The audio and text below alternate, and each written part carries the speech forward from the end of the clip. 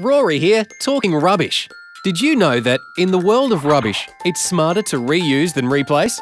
Rehoming electronics, clothing, furniture and other materials is a great way to reduce our landfill and help keep our environment clean and green.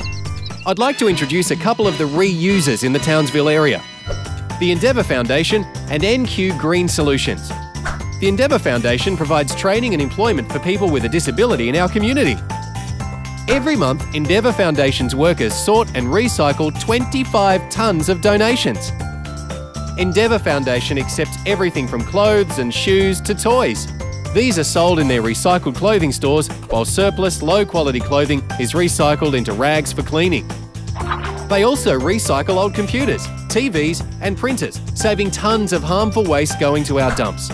NQ Green Solutions is a great way for you to donate stuff that still works but is not needed anymore. Things like furniture and electrical items, bicycles, building materials and tools are welcome. So next time you go to throw stuff out, think twice and take it to someone who can do more with it. Your trash could be another person's treasure and you'll be helping to clean up our future. Let's work together to rub out rubbish.